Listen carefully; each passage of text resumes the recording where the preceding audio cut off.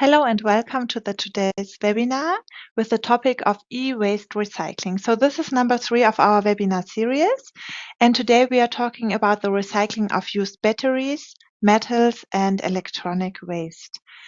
This topic comes more and more into our mind and in the focus.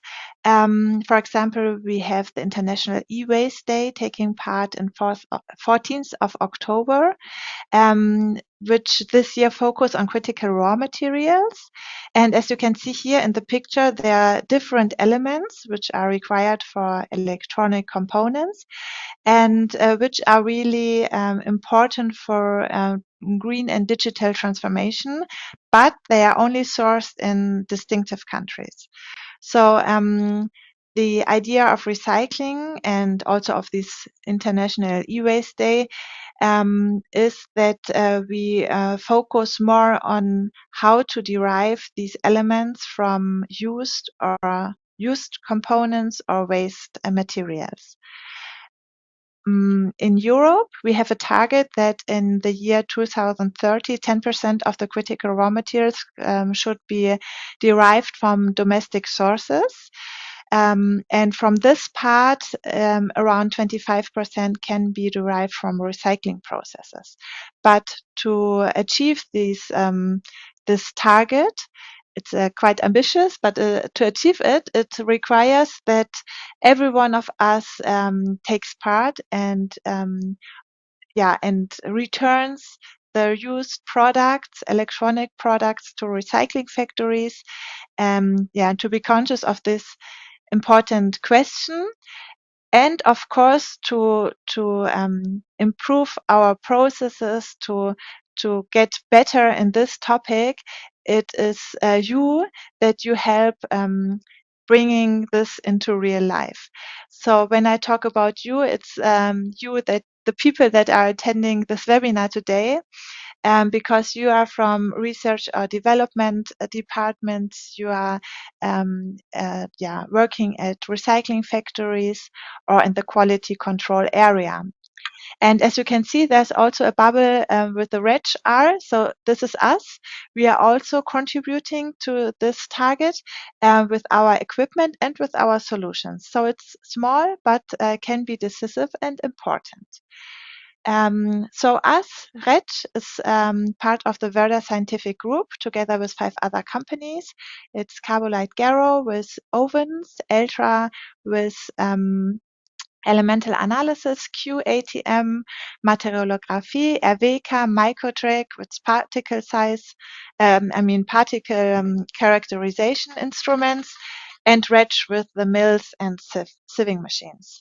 So we all produce products for labs, so laboratory equipment. And we're sitting here in Germany. This is our headquarters. We have production places all over the world and also service and distributors in every country. So there's also a contact person in your country. Feel free to reach him if you have any questions. But also today you have the possibility to ask your questions here in the chat, the question and answer function of the webinar software. So ask everything you want. I haven't presented myself. My name is Dr. Lena Weigold, and I'm a product manager. Now, I was looking at at your answers when you signed in for the webinar, and I figured out that there are mainly 3 groups of attendees. The first one coming from the quality control, interested in, for example, elemental composition, and you need to use our mills to prepare the sample for your analysis. Also, our sieving machines are of interest for you because particle size distribution may be a topic of interest. The second group of attendees today is coming from research and development. So there are so many different topics and projects that you are running. But just to give you an example, so particle size distribution for performing hydrometallurgical processes would be one point of interest where you are using our mills for. And the third group is the people coming from the recycling process itself. I have to emphasize that we are only talking about small scale recycling because we are doing laboratory equipment, so no big machinery.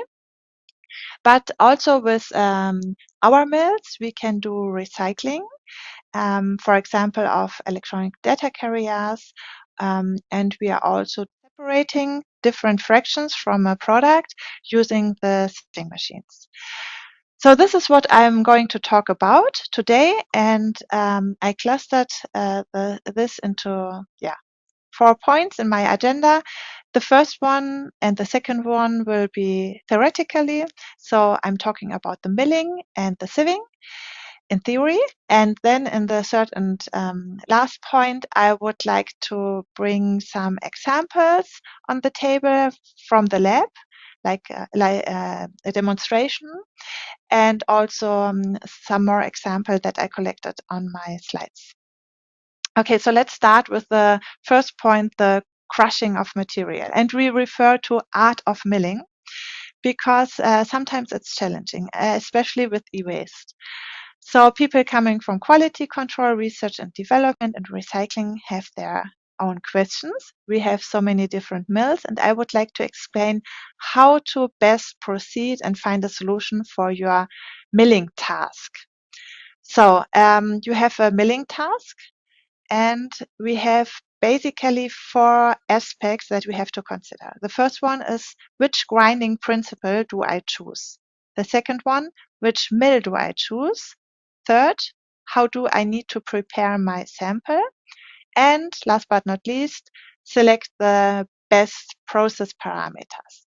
And you can see that there are different ways to get to the goal, to the main idea, but there's one best way or a good way to achieve your goal, which is not always easy to find, but we from Retsch are here to help you doing it. So there are some experience and facts and logic that we would like to share with you. Please ask your question when you think about your own product and you are not sure if you make the right decision. Please ask us and we will help you with this. So let's start with the grinding principle. There are different principles of crushing a material, which is pressure, impact, friction, shear forces, or cutting. And normally it's very intuitive what you choose, because when you have material on the table, you know, do you want to crush it with a hammer or with a scissor? So here we have the same idea. For hard and brittle materials, we would choose the pressure or impact or friction forces, and for the soft or ductile materials, we will take a scissor or shearing forces or cutting forces. Now I need to emphasize and to tell you just from the beginning that especially metals are a little challenging because as you can see, in a lot of electronic parts we have metal components. In battery foils, PC boards, and fractions of e-waste recycling, drill waste, cables, always there are metals inside. And be careful, metal cannot always be shredded, crushed, milled. Sometimes it's too solid or too tough. Have a look at this picture. Well, I have a picture coming soon. So if it's very massive, it's quite difficult to crush. And then sometimes you have deformation instead of crushing. Metal always causes a high wear of the grinding tools, and sometimes there's a risk of damaging the mill. And sometimes we need some special treatment or other equipment, to crush metals. So here's the picture. So these massive metallic parts, there's no solutions from Retsch to crush this. But what you can see here on top, this is all their possibilities crushing it. So let me present you different types of mills. We have a lot of mills in our portfolio, more than 35. Let me just introduce it. So we have the mills for pre-crushing. It's the jaw crusher. Let me just start the animation here. Here we are. So this is a jaw crusher having two breaking jaws. One is moving, the other one stands still. And as soon as the material is smaller than the gap size, it falls into a receptacle. Then we have the hammer mill. Here we have a rotor with rotating with high speed, crushing the material, and a sieve with different apertures, and the material that is finer than the sieve openings fall into the receptacle. Same idea with the rotor mill. And last but not least, the cutting mill, which is used for more ductile materials, because here you can see we have a rotating knife crushing the material. So hard and brittle materials are processed with jaw crusher hammer mill, and the soft and ductile materials with rotor and cutting mill. For the fine grinding step, we have, for example, the ball mill. You can see here in a ball mill, your material is put together with the balls in a jar. You close the jar, and then you put the jar into movement. The movement can be like planets surrounding the sun, or also a horizontal movement. In a vibratory disc mill, this is this one, you have the sample material in a jar together with a hook and a disc. So here you have massive parts crushing the product and a high energy input. So it's a very fast and effective process. And we also have the ultra centrifugal mill, which is used for soft and ductile material. Here we are having some impact from the high-speed rotating rotor, but also shearing forces with the sieve, as you can see here in the animation. So if you choose a mill, you should, of course, stick to your guidelines. The material properties, as we have seen from the previous slides, and sample characteristic, which can also be feed size, fineness that you want to achieve, how many sample do you have, the throughput, and the handling can also be an aspect for choosing a mill. What do you expect from the speed, throughput, grinding time, and from the cleaning? Cleaning is a very important aspect. It's sometimes very time consuming. Accessories should also be chosen carefully. So how do you want to feed the sample? How do you want to crack the sample? Which are the grinding tools that you should use? What is the grinding material that you use? It should always be harder than the material that you want to crush, obviously. But you have to consider that you always have abrasion, always. And is that fine for you? Is abrasion okay? And is this kind of pollution that you get from the abrasion also okay for your analysis, for example? And again, consider having metallic parts inside. We have a lot of wear. So the grinding tools should be replaced as soon as they are not functional anymore. Yeah, so preparation of the sample. It is always easier to crush dry samples. So if it's possible, dry your sample, especially sieves get clogged fast when sample is wet. We offer this drying device, for example. You can also use an oven, whatever. Sometimes also embrittling is beneficial. So if you really freeze your sample, consider, for example, plastic parts or plastic components. They can be ductile, but when you freeze them, they are also brittle. So particle size getting finer and crushing effects simpler when you freeze the material. And sample division is another very important point where we offer solutions. It's not a good idea to just take a part from the upper part, or there are different contributions of your ingredients. So better refer to the coning and quartering principle, or use a sample splitter like RT50 or RT100, or use an automatic sample divider like PT100 to get better results. Because very important, the subsample always need to represent the whole sample. And last but not least, of course, if you have your material prepared, you have your mill, you need to choose the parameters, the speed, the time, and so on. This is very specific from the machine. Now, let me again emphasize how important it is to consider to all these aspects when you are in the field of quality control. So if you want to prepare a representative sample for analysis, you have to grind, homogenize, and to divide the sample to get a reproducible result. So it doesn't matter if it's elemental analysis or another one. If you are not preparing the sample on the right way, if you make errors here, also your result will be not right, false. So you need a specific fineness to be a representative. So if this would be the volume that you want to analyze, here you only have a red Lego brick. If you crush the Lego bricks, you have smaller pieces, but here again, it's more green and blue than yellow. So this won't be representative, not yet.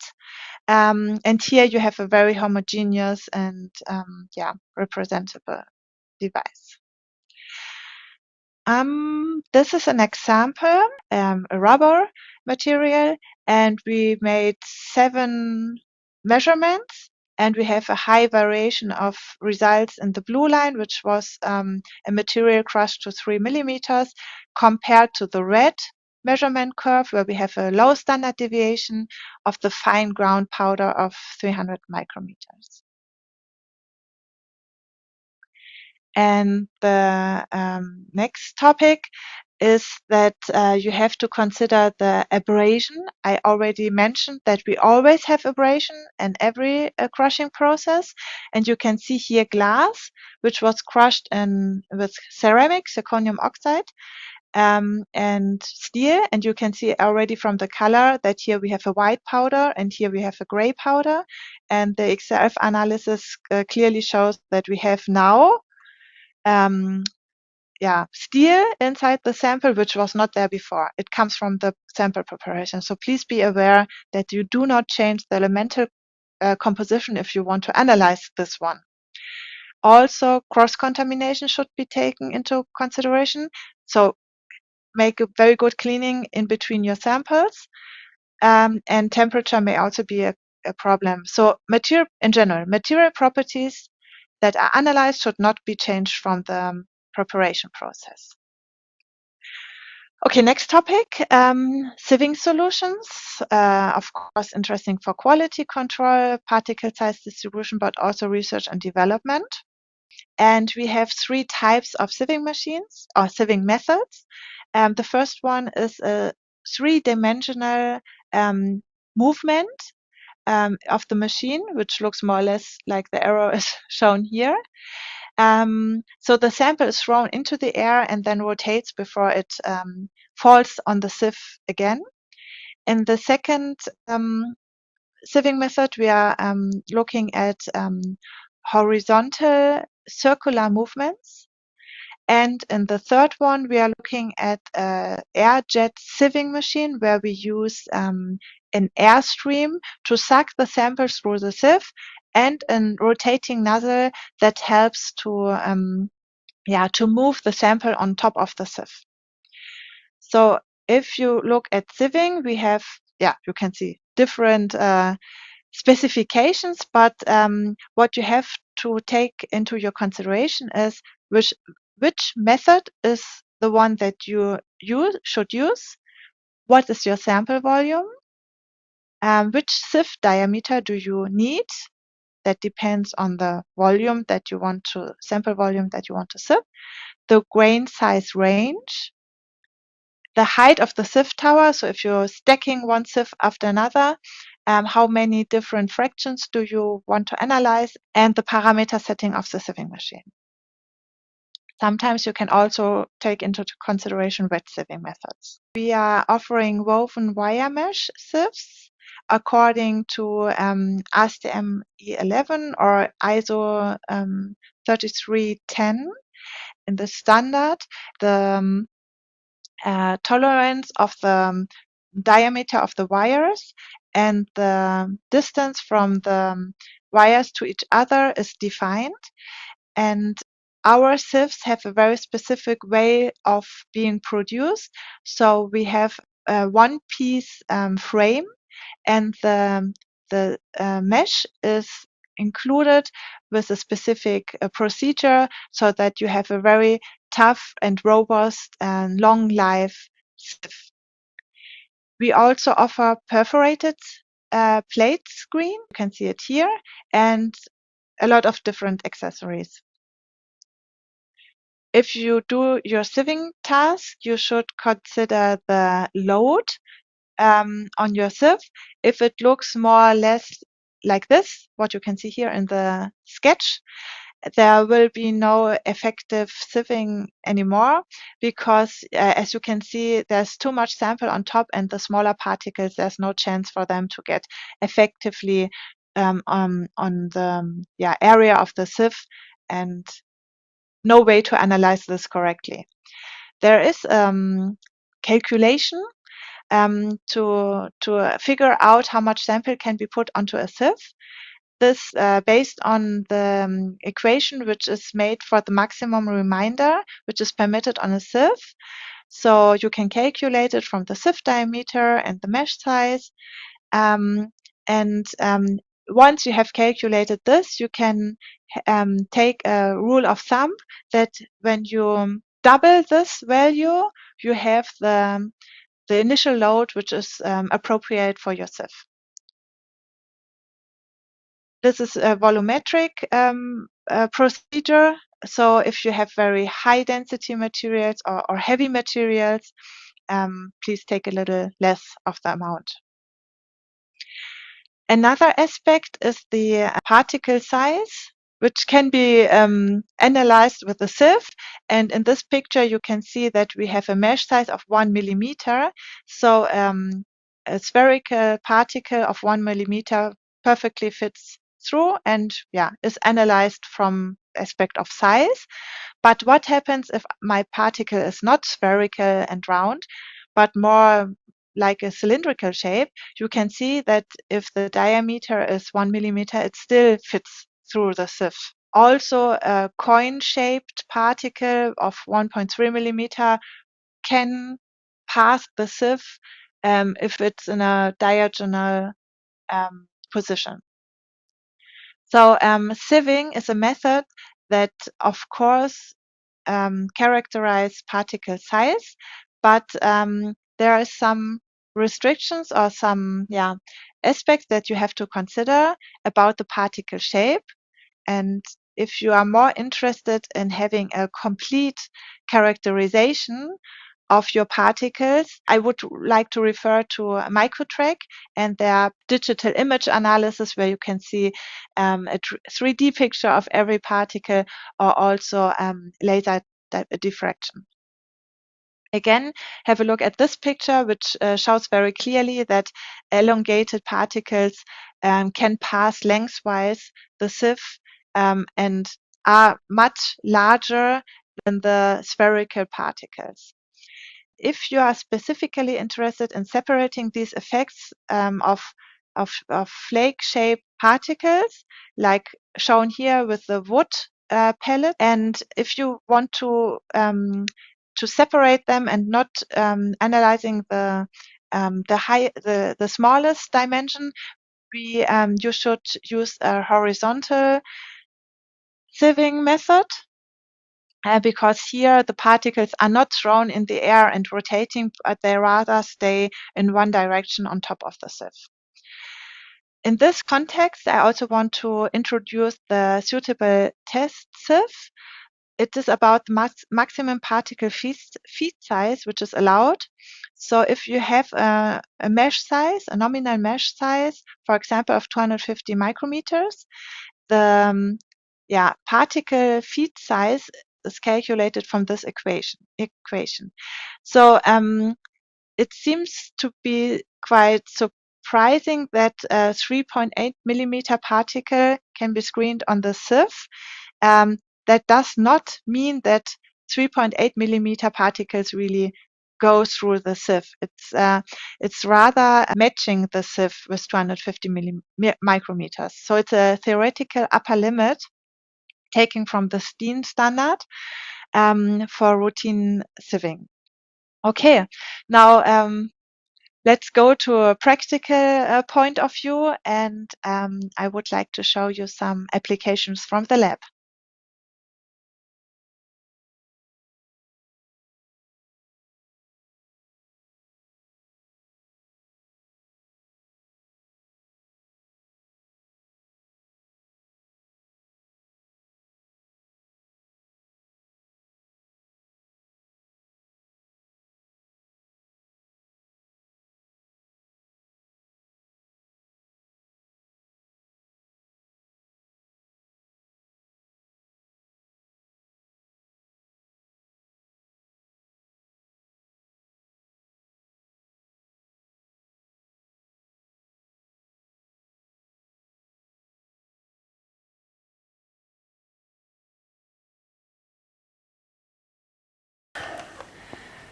Welcome to our lab.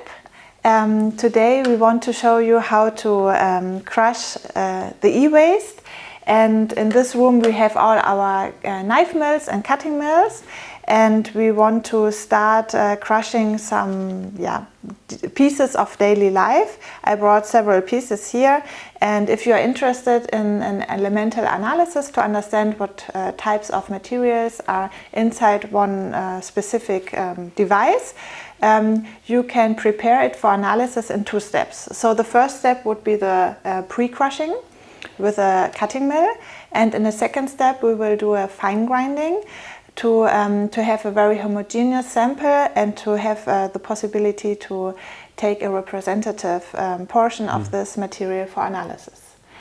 And we would like to start with, you can choose what you want. Okay. To pre-cut it with the SM300. Yeah, well, pre-cutting is required because you can't grind the whole piece in a fine grinding step. So we need to pre-cut this piece into smaller parts, like we'll do it here with the cutting mill SM300. The SM300 is the most robust and powerful unit we have. So you can choose smaller machines, but here it is required to have lots of power to override possible blockage with hard and tough materials. And for this reason we also use what we call 6-disc rotor, because it's also very robust. Let's place it in here, and then we have got, you can choose different sieves. This is a 10 millimeter, for example. This is just 6 millimeter sieve, and this is fair enough to create particles that can be subsequently ground to finer particles for the analysis. So the sieve is placed underneath the rotor. So what is happening inside this machine? This machine can be set from 100 to 3000 RPM. We will now write with use 2000 RPM, so the rotor is turning with a speed of 2000 revolutions per minute. The sample is dropping in here through this hopper, is caught with the rotor and cut between the knives and the cutting bars here at the side. And when it's small enough, it can pass the sieve.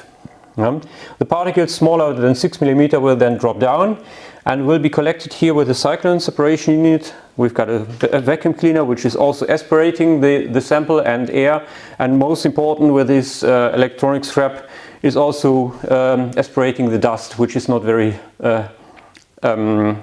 healthy for the user. So we can collect this all with a cyclone separation unit, and small particles, dust or will be collected with a vacuum cleaner. Okay, so then the machine is closed. We started at 2000 RPM, it speeds up. We start the vacuum cleaner.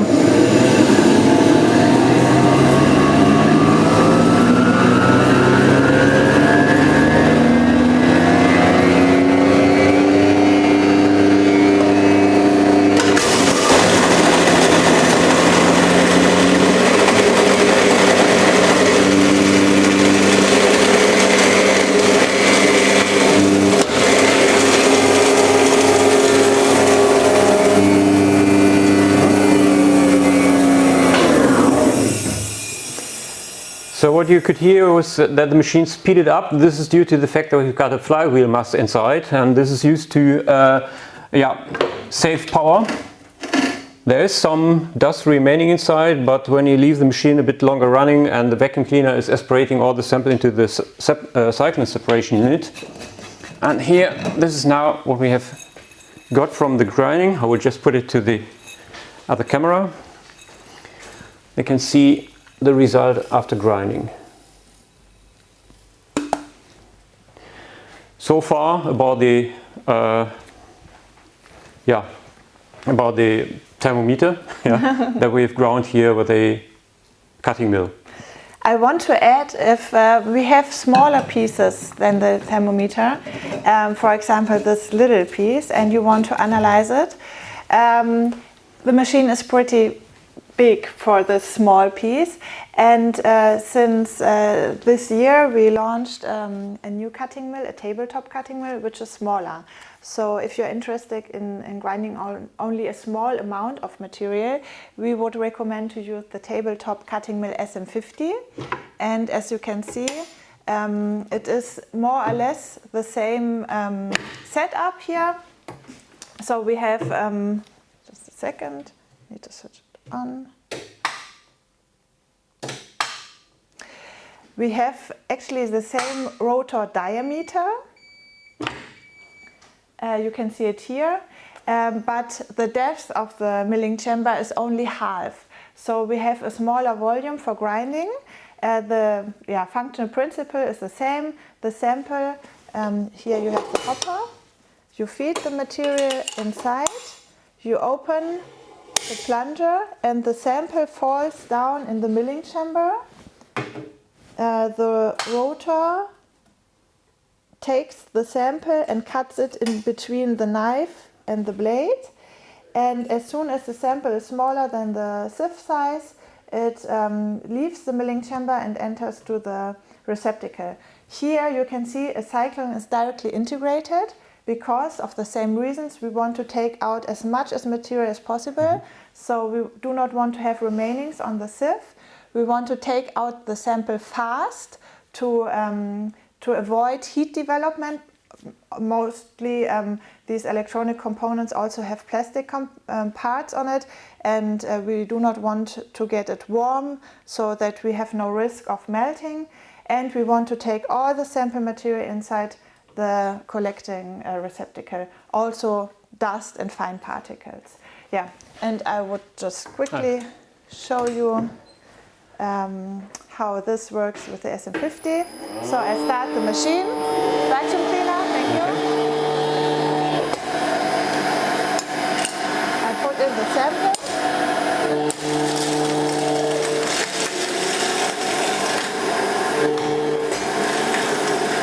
Yeah. And finished.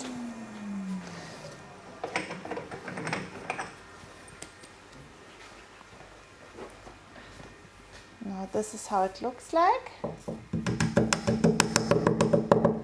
So pretty much more or less the same result. Okay, we used a 4mm sieve and a 6mm sieve, but in both cases we have a pre-grinding step here. And last but not least, we also want to show you that the SM300 is able to crush very massive parts, for example like computer boards. Yeah, it's shown here.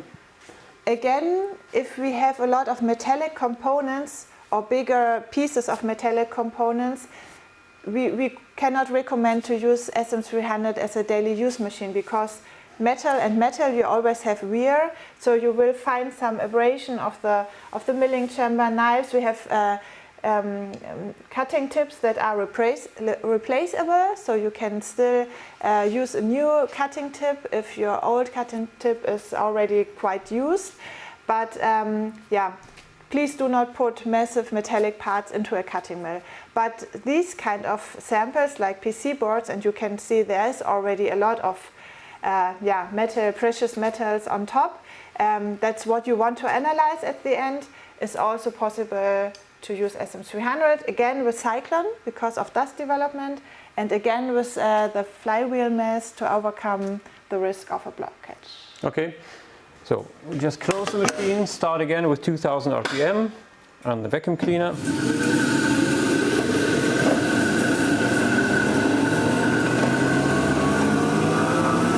Now there's some dust from the old sample.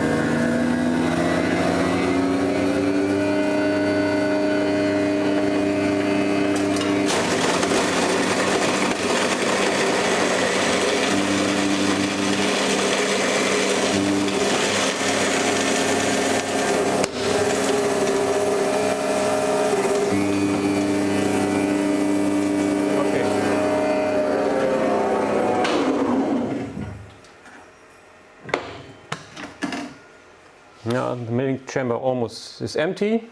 Maybe. There's some lighter particles still in there, but again, with a longer running time, everything will be evacuated into the receptacle. Maybe you can also show the plunger.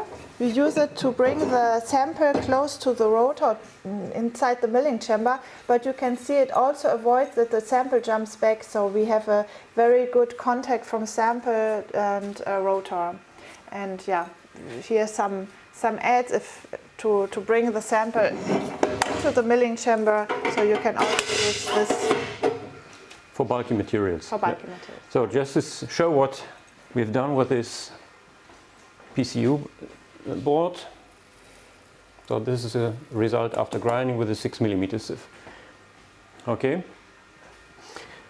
Yeah, this sample now can be ground to fine powder, and this will be done with another machine that we have got in the other lab. So we will move to the other lab and show you the grinding of a CPU board with a vibratory disc mill. Okay? Okay, let's go to the other lab.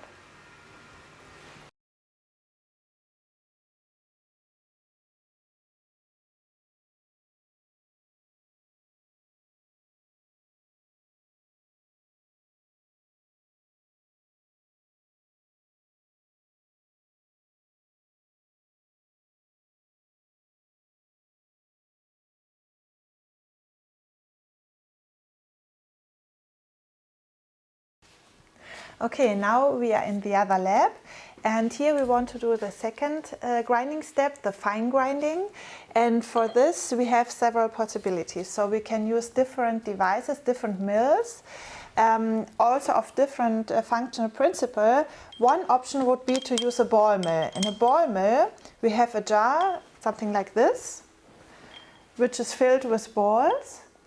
And here inside we also put the pre-crushed material. So balls together with the material, we close the jar, and then the jar is set into movement. There are several movements, and the energy which is transformed in the movement of the balls, they crush and also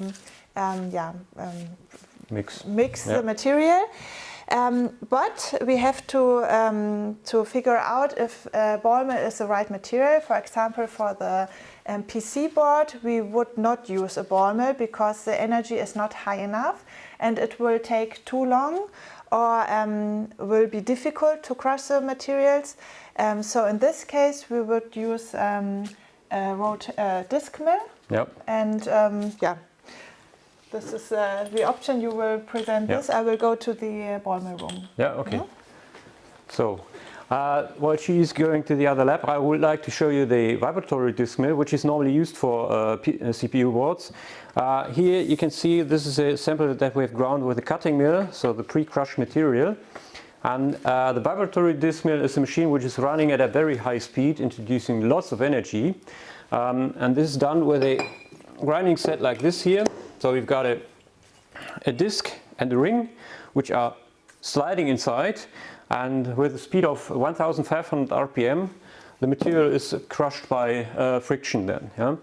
So this is what I will now fill in the sample to this grinding set. That's a bit fluffy here.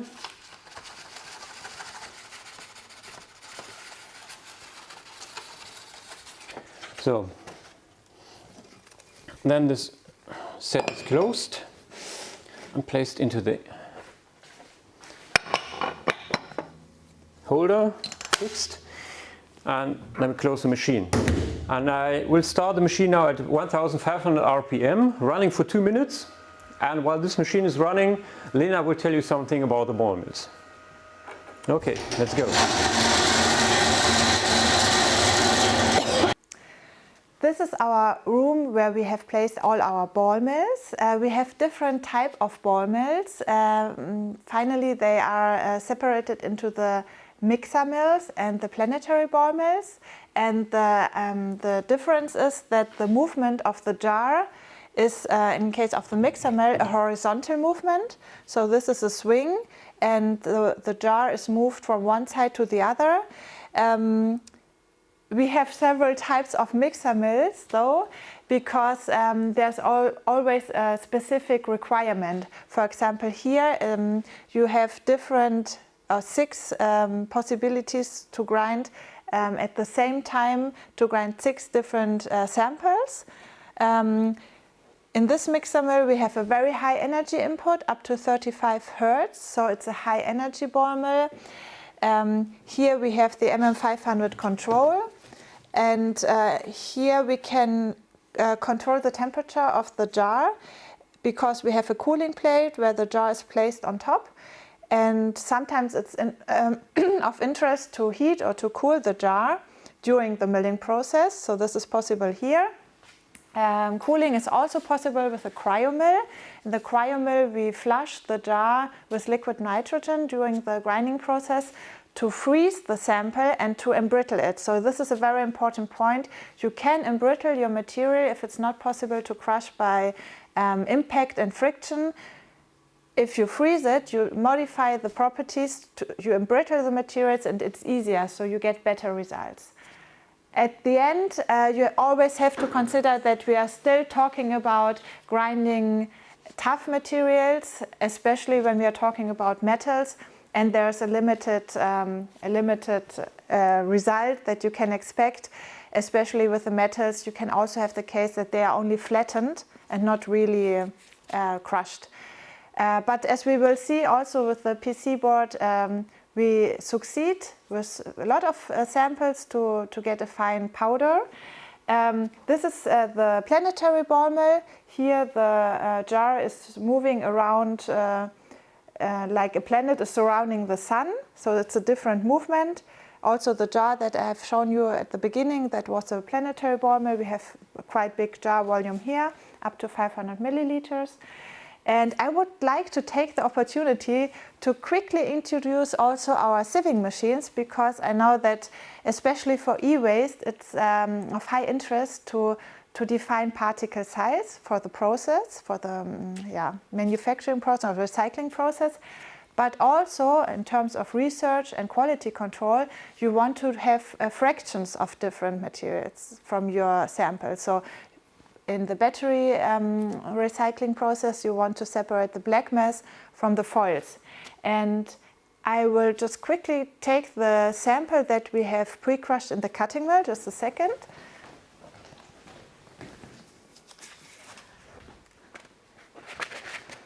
So this was the material that we have pre-crushed in the cutting mill, and I will just use this small sieve stack of 4 millimeter and something about around 1 millimeter to show you how separation is done. So this is the easy clamping system of our RS200 control. I just simply start the machine, I choose an amplitude and a time, and as you can see or hear, I will stop it immediately. Just want to show you that we are able to separate different fractions. So here we have the larger particles, also the fluffy material, which was passing the sieve thanks to the cyclone. And we have all the particles smaller than 4 millimeters here, metallic particles, polymeric particles, and we separated the fine fractions, so the dust or the powder that was already received in the cutting mill from the others. So also black mass can be separated from the lightweight or bigger fractions if we are talking about recycling of batteries. Okay, so let's have a look at Gerhard's lab, what the result of the fine grinding of the PC board is looking like. So I just heard that Lena is finished with the ball mills. Now the machine is already finished with grinding here after 2 minutes. It has stopped, so we can open it. Take care of the grinding. The grinding set may be hot. It is now slightly warm, but when it's grinding longer it can be very hot, and take care that something may fume off. Luckily not today. So then we can have a look. Yeah, looks very good. Just need a brush to clean off the powder here. So I won't empty the jar completely, just to show what has happened during grinding, so that we got a nice gray powder after grinding the CPU board. Just to show here in close up.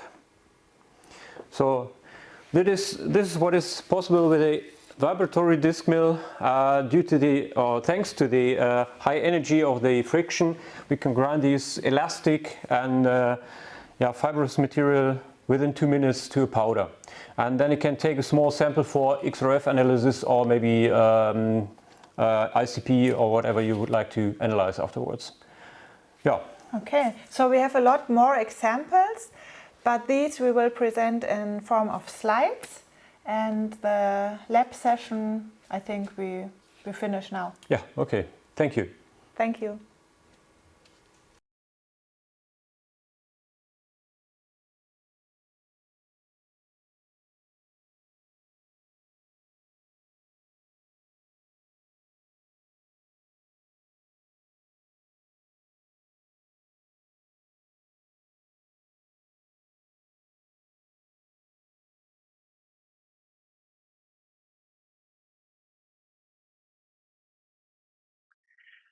Okay, and I also have some more application examples. I would like to show you the slides, for example, crushing keyboards for recycling purpose, also with SM300. You can see they were too big for feeding directly, so they were pre-crushed. And there are some plastical parts inside that tend to stick on the wall area of the machine due to electrostatic forces. So you may use anti-static spray, for example, to reduce this effect. Also, a smartphone can be crushed. Of course, if it's lithium-ion battery, anyway, remove the battery first before crushing. Use the cyclone again to prevent the dust exposition. Anti-static spray can also be helpful. And if you are crushing at lower speed, you reduce the portion of fine particles and also the heat development. For very small samples, like we have seen in the application from the lab, we can use the smaller cutting mill SM50 integrated cyclone, so there's no dust exposure and a good sample discharge. Also with the USB stick, that would be the mill of choice. Maybe in a two-step grinding process, first step with the larger sieve and second step with a finer sieve. Other electro components, we have already seen the PC board. After the pre-crushing, we went to the vibratory disc mill. So in between, of course, we splitted our sample And this is an example of a PT300. So you can see here the sample is fed to the machine, and there's rotating vessel where you have, for example, 10 different positions to separate the whole sample into 10 parts. Of course, you can also use separator into 4 parts, and the pre-crushed materials can be again fed to the sample divider, so 2 times, one after another, and then you reduce the amount of sample, for example, to 600 milliliters to go to the next step of fine grinding. This is an example of an electronic recycling fraction. We divided this material into 8 containers. Important is that the vibratory feeder has good parameters so that you have a homogeneous flow of the material into the 8 containers. Here in this example, we show that you can also go directly with your material into the vibratory disc mill. And we can also see that here, so this was the result after half an hour, so very long grinding here.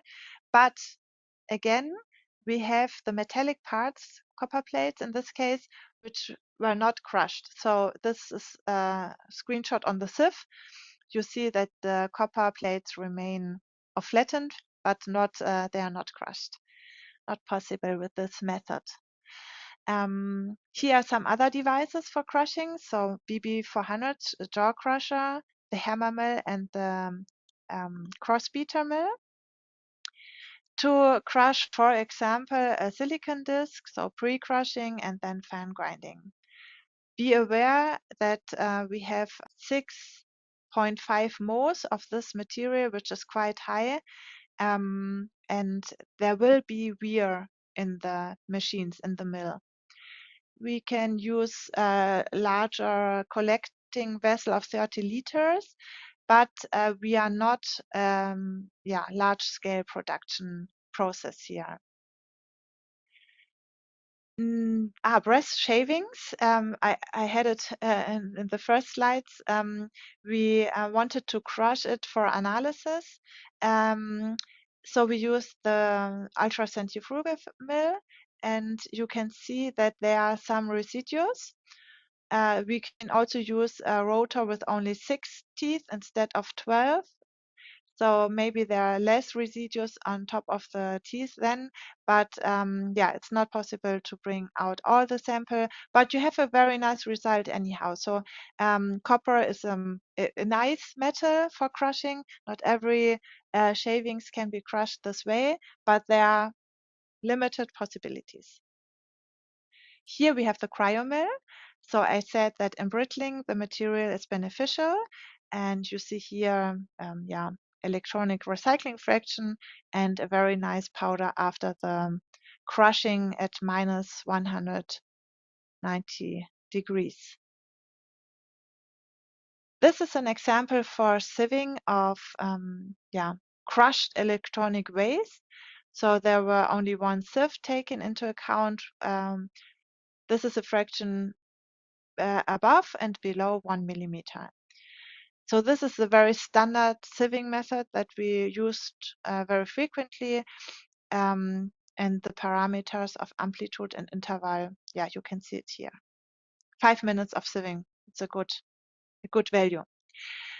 Here, this is the wood chips example, but you can see very nice that elongated particles are separately nicely with the horizontal sieving method. And last but not least, the air sieving machine used for enamel powder and very fine sieves, 63 microns down to 25 microns. And you can see here the result. So there were 3 sieving processes, one after another with each sieve size. And last but not least, I would also would like to refer to the pellet pressing, because for XRF analysis, a very nice and homogeneous compact surface is beneficial. So with the PP40, our pellet press, we can press these pellets from different kind of materials, also softer ones, or if we mix it with Licovax or something similar, we have the possibility to create nice pellets for XRF analysis. And last but not least, battery recycling. SM300 can be used to crush button batteries to a limited extent. Of course, we use this machine as made of steel because wear is high, very high. So it's not a all-day producing machine to crush these cells. You have to exchange the cutting blades as soon as they are not working anymore, and you receive these results. Then we have the battery fractions, which are derived from the mechanical recycling process. Again, I would like to show the limits. So you can see this material flakes here made of the electrode foils and the separator foils and so on. And we would like to crush it with ZM300 or MM500 control, so with the rotor mill or with the ball mill. You can see that we get some nice powder or material, smaller particles, but you can also see that we have remainings in the rotor mill, and we have also remainings and flattened particles in the ball mill. So there are limits. It's possible to a specific extent. But I'm always surprised how good that works. For example, these cathode and anode materials. So we have these foils which are covered with the powder of active materials, copper foil and aluminum foil, and in a ball mill. So this is the MM400. After 2 minutes or 4 minutes, we get nice powder. You cannot see it in the picture maybe, but there are still components of aluminum and copper, and this is also not possible to crush it to finer materials. But you can see we changed the plates or the flakes to a powder. And of course, again, if you want to put a whole battery in the SM300, consider that we cannot crush metallic parts, which like thicker ones, like the car batteries or the housings. This is not possible. Only foils and aluminum, lighter aluminum parts. The worst case is when the metal is folded and getting more and more massive, and then the mill may block or maybe even gets destroyed. So be aware what you put inside. Of course, also when you're talking about batteries, consider the risk of explosion and the dust exposition, like from nickel dust and so on. So you have to take care and to be responsible to take all the measures that are required to protect your health and safety. This is another mill I haven't mentioned yet. It's a disc mill, which can also be used to crush, for example, button batteries with a lot of wear again, of course. Very abrasive material. And last but not least, the separation or fractionation of the crushed material. This is how it comes out from the shredder in a recycling process. And if you want to separate black mass, you can use a sieving machine. And you can see that here in the finer sieves, you have the black mass. And here in the large fraction, it's the lightweight fraction of foils and electrode materials. In the middle, we have the smaller metal and plastic parts. So this works pretty good in a small scale process. Yeah. So to sum up, Retsch offers different services. We have a nice homepage, application database. You can ask us and consult us for every question. You can also send us your material. We are offering a test grinding for free. We do webinar seminars like today, and we have a worldwide on-site service. It was very nice having you here at the webinar. Have a look at our recycling site. Take the advantage to ask your questions in the chat now. And I'm looking forward to stay in contact with you. Goodbye.